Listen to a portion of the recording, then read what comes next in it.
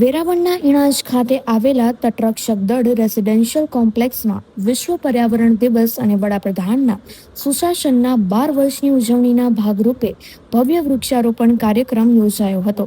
સાંસદ રાજેશ ચુડાસમા અને ધારાસભ્ય ભગવાન બારડ સહિતના મહાનુભાવોની ઉપસ્થિતિમાં 1200 રોપાનું વાવેતર કરી તેના ઉછેરનો સંકલ્પ લેવાયો હતો. આ પ્રસંગે એક પેડ માં કે નામ અભિયાન અંતર્ગત વૃક્ષોના જતન પર ભાર મુકાયો હતો. વન વિભાગના સહયોગથી આયોજિત આ કાર્યક્રમમાં કોસ્ટગાર્ડના જવાનો, વહીવટી અધિકારીઓ અને એનસીસીના વિદ્યાર્થીઓએ પર્યાવરણ સંરક્ષણનો સંદેશ ફેલાવ્યો હતો. 5મી જૂન એટલે વિશ્વ પર્યાવરણ દિવસ.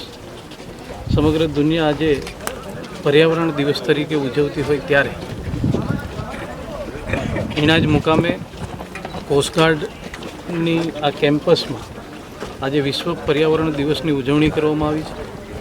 લોકોએ સંકલ્પ કર્યો છે કે આ માત્ર પર્યાવરણ દિવસને દિવસે જ ઉજવીએ એ તો બરાબર છે, પણ પર્યાવરણને જાળવણી માટે જીવન મંત્ર બનાવે અને દેશના પ્રધાનમંત્રી આદરણીય નરેન્દ્રભાઈ મોદીજી દ્વારા પર્યાવરણને આપણે કઈ રીતે મદદરૂપ થઈ શકીએ એવા અનેક વખત એમણે લોકોને આહ્વાન કર્યું છે.